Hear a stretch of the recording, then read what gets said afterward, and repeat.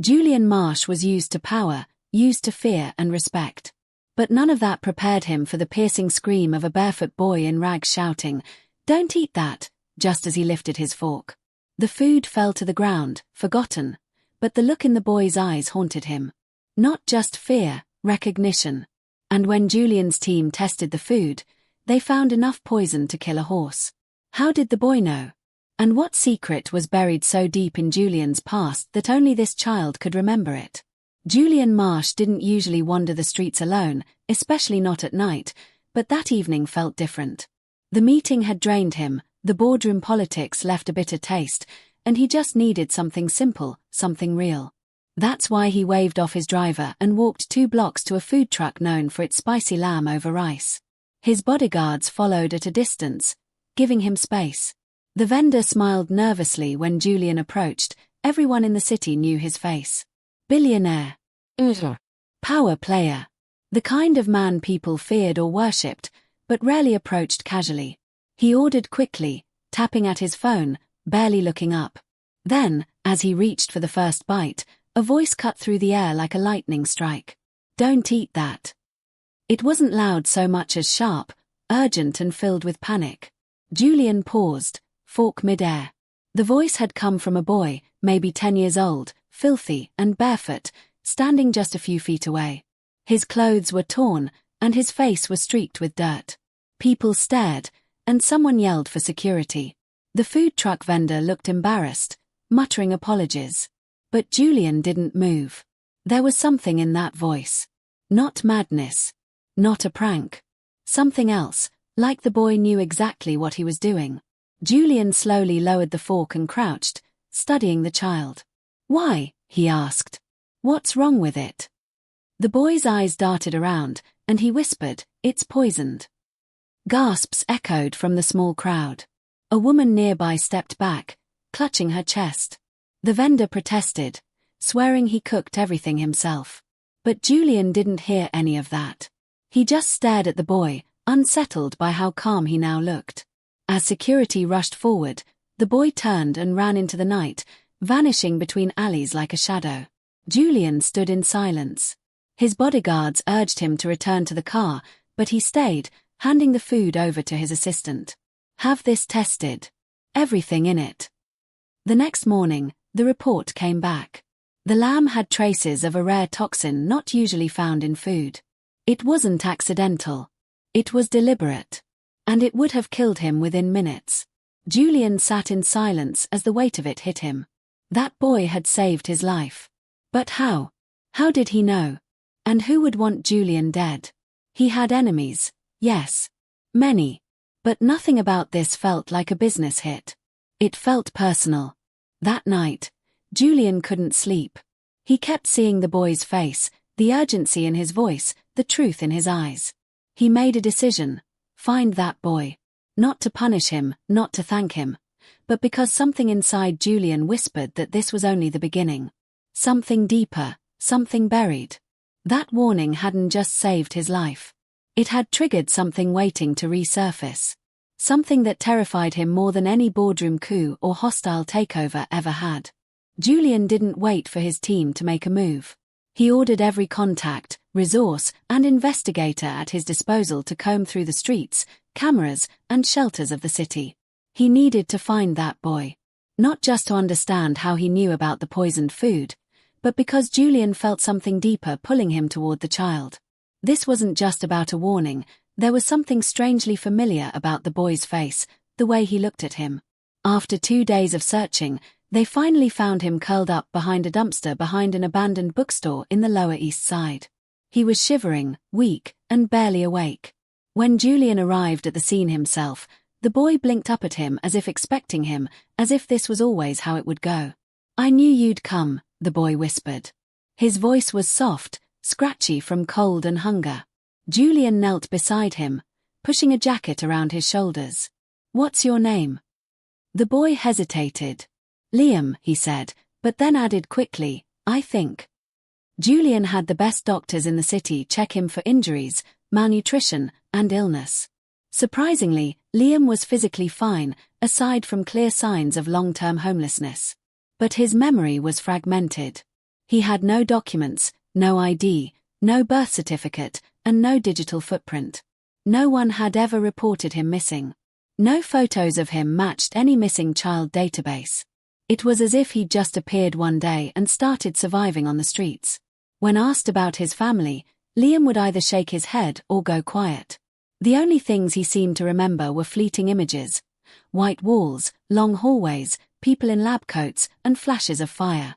Julian's team suggested he may have suffered trauma or been part of something underground, maybe even human trafficking. But there was something about Liam that didn't add up. He wasn't just another runaway. He was different. At night, he'd talk in his sleep, mumbling scientific terms no 10-year-old should know.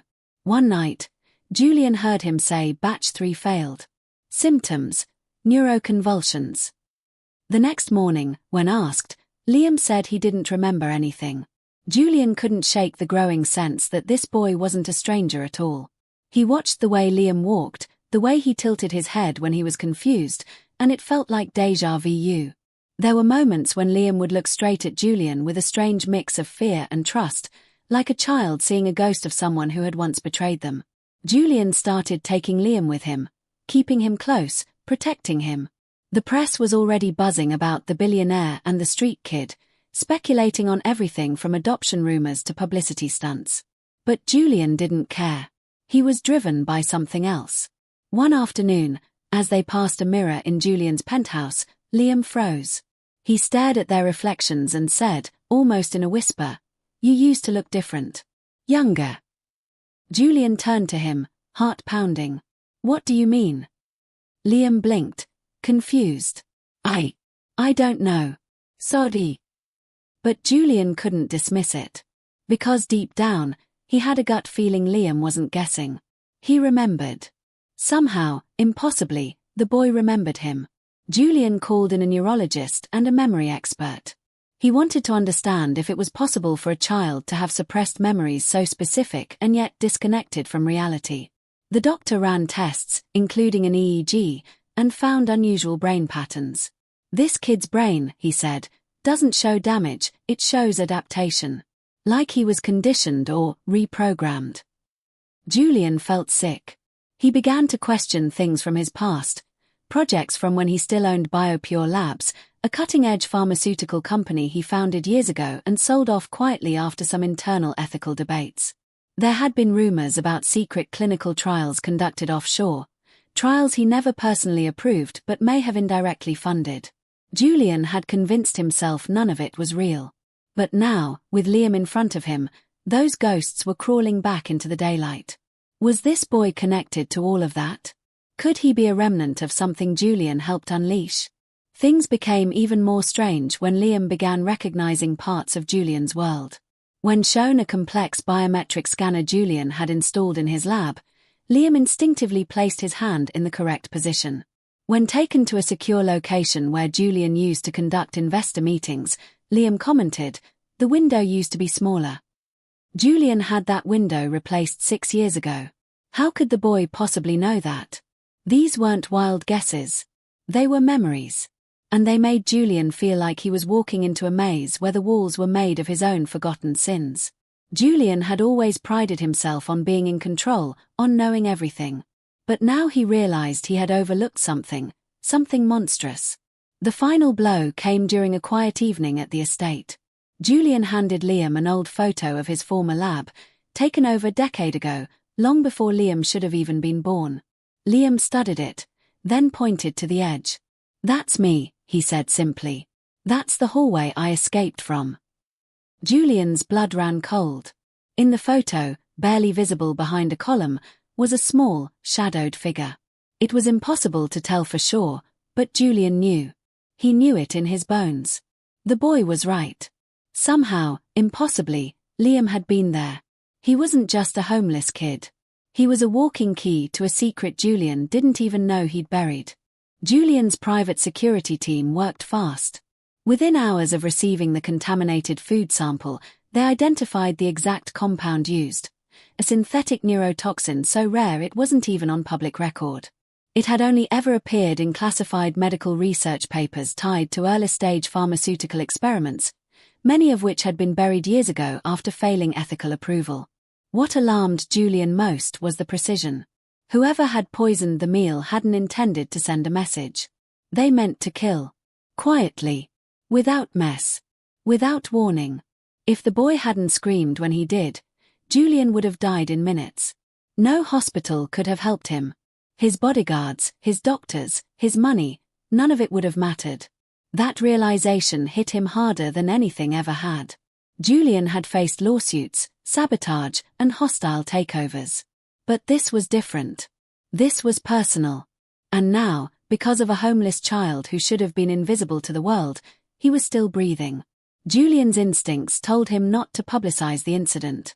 If someone had gone through this much effort to make it look like an accident, then letting them know he was aware would only make them more careful next time.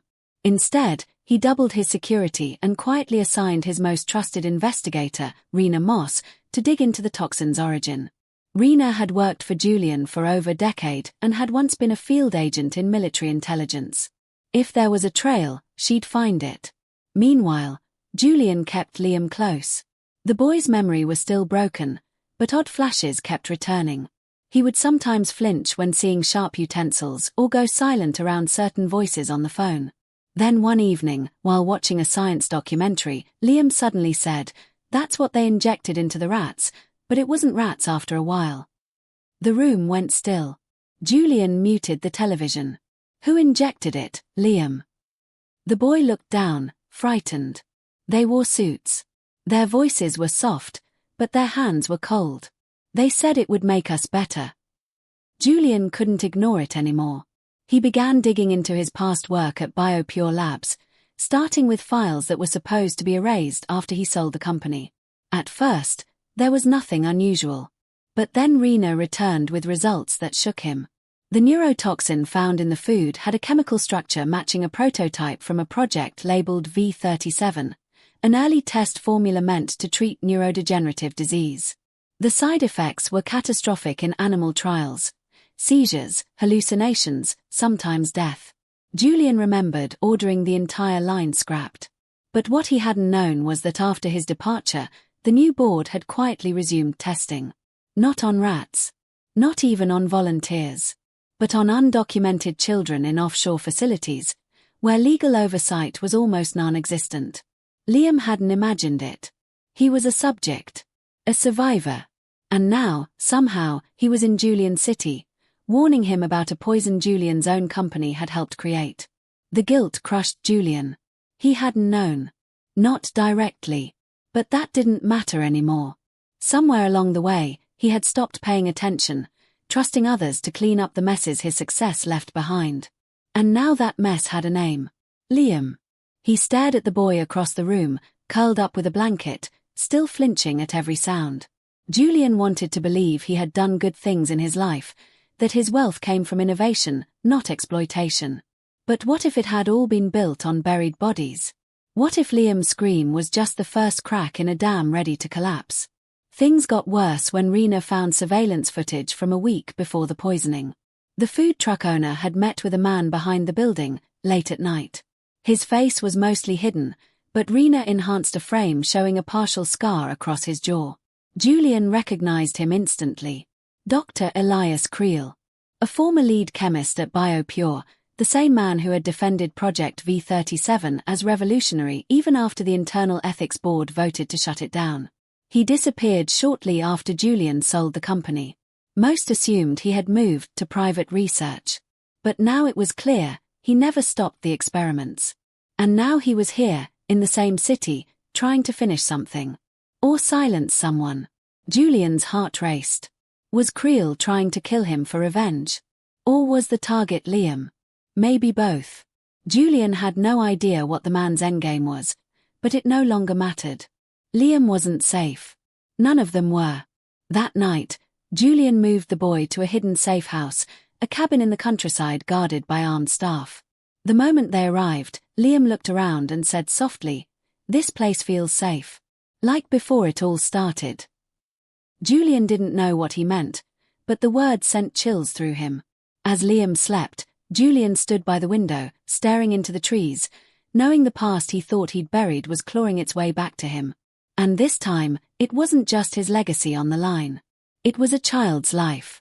A child who had already been through more than any 10-year-old should. And Julian had a horrible feeling that the poison was only the beginning. The quiet safety of the countryside cabin didn't last long. Julian knew it was only a matter of time before whoever tried to poison him would make another move, and the pressure to find answers grew heavier by the day. Liam remained distant, as if parts of his memory were just beyond reach. He would stare out windows for hours, whispering things that made no sense. There were lights on the ceiling, metal beds, someone always crying. Julian tried not to push him, but every whisper felt like a puzzle piece falling into place. Rena continued digging and came back with more disturbing information. An abandoned medical facility on the outskirts of Hungary, linked to a shadow company BioPure had once funded. Records showed shipments of V37 compounds sent there, but no medical logs, no consent forms, and no list of patients. Julian felt a sinking feeling deep in his stomach. This place, whatever it was, held the answers.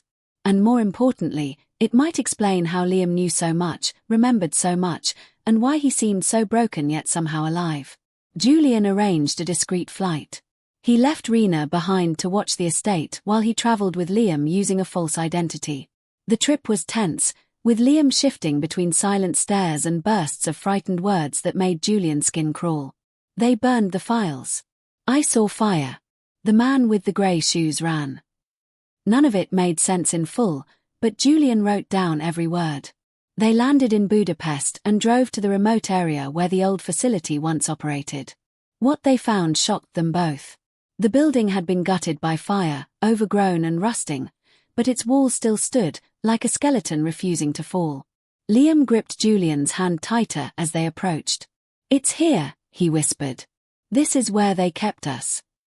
Inside, Julian saw metal gurneys thrown in piles, shattered glass, burned filing cabinets, and haunting graffiti on the walls in a child's handwriting.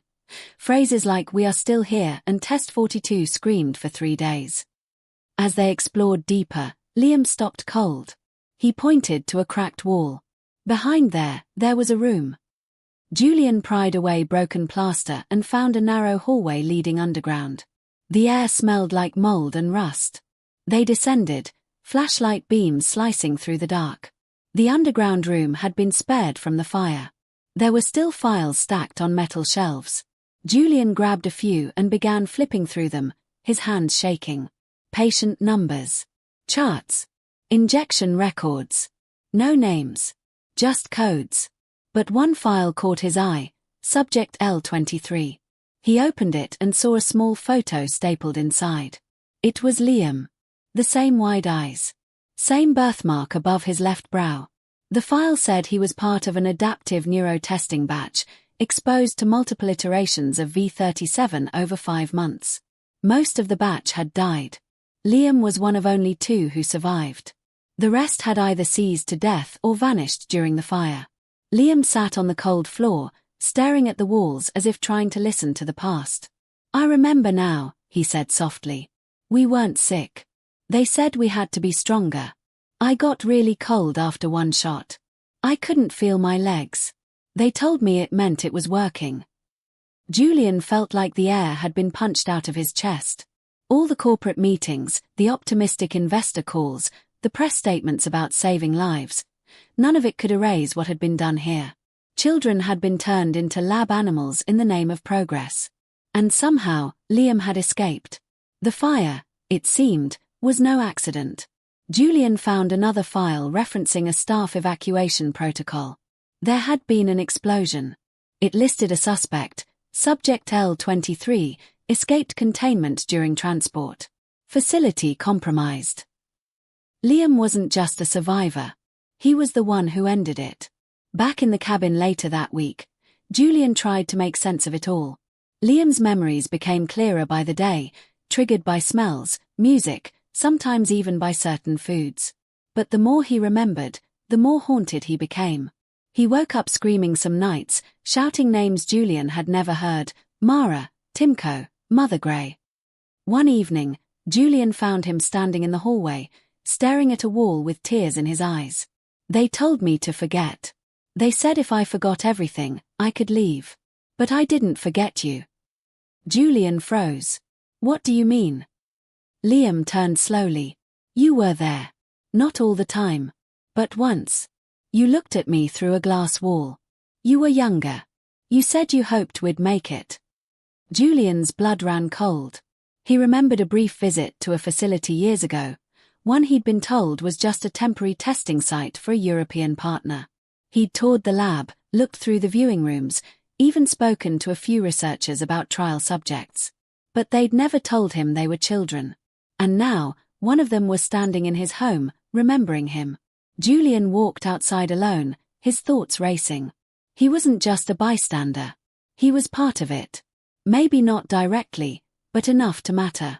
Enough to haunt him. He stared at the sky, wondering how many other children had died while he chased headlines and stock price gains. Liam had become more than a mystery. He was the truth, the piece of Julian's past he had tried to bury under money and titles. And now that truth was awake, whispering from the shadows, forcing him to remember the cost of everything he had built.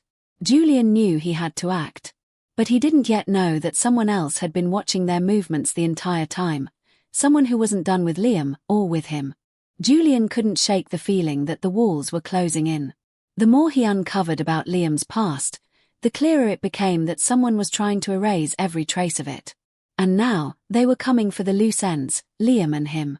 The night after they returned from the burned facility, Rena called with urgency in her voice.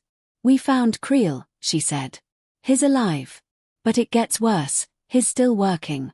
Not just in secret. He has backing." Rena had traced encrypted transactions to a shadow branch of BioPure's successor company, a new entity masked by offshore accounts and fake shell businesses. Julian's sale of the company had been clean on paper, but under the table, Project V37 had never really ended. It had just gone deeper underground. And now, Creel wasn't just reviving the formula. He was perfecting it, using Liam's reaction data as a blueprint. Liam wasn't just an escapee. He was the key. The test case that proved the drug's survivability threshold could be pushed in humans. That meant someone needed him back, or silenced. Julian knew hiding wasn't enough anymore. He needed to take action. So he did what few billionaires ever do. He went public.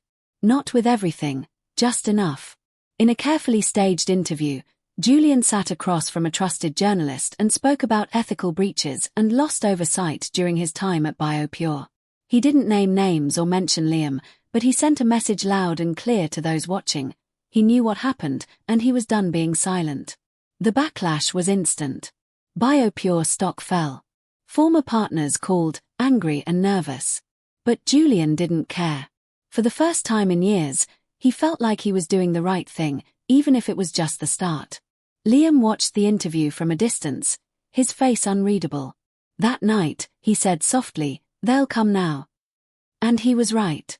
2 days later, the safe house was breached. Armed men in unmarked gear stormed the property just after 2 a.m. Julian's security detail fought back, and a shootout erupted in the dark woods. Liam hid in a crawl space, just as Julian had trained him, while Rena and the guards held the line. By the time the police arrived, the attackers were gone, vanished like ghosts. No prints. No IDS. Nothing but silence. But the message was clear. This wasn't about erasing a mistake. It was about protecting an investment. Liam was a walking blueprint, and Julian was a threat to their plan. The very next day, Rena hacked into one of the shell company's internal servers. What she found confirmed every fear. A report labeled Reacquisition Protocol, L23, outlined a plan to locate, retrieve, and if necessary, neutralize subject L23. Liam. The file included a photo taken days ago, through the cabin window. Someone had been watching them. From the trees. From the dark. Julian stared at the photo, his hands shaking.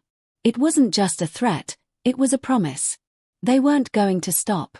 And for the first time, Julian realized the only way to protect Liam wasn't to hide him. It was to expose everything. All of it. He and Rena gathered every file, every name, every shipment record they had found. They compiled a dossier and leaked it to trusted outlets and whistleblower networks. Photos of the burned Hungarian facility. Scans of the V37 formula. Testimony from a former lab worker they tracked down in a small town in Norway. It was explosive. The story caught fire, and within hours, major news outlets picked it up. Government agencies launched investigations. Protesters surrounded BioPure's new headquarters. The storm had begun. But the cost came quickly. Julian's remaining board seats were revoked. Banks froze his assets. Friends stopped calling. He went from one of the most powerful men in the country to an outcast overnight. The media painted him as a turncoat, a self-righteous millionaire trying to wash his hands of guilt.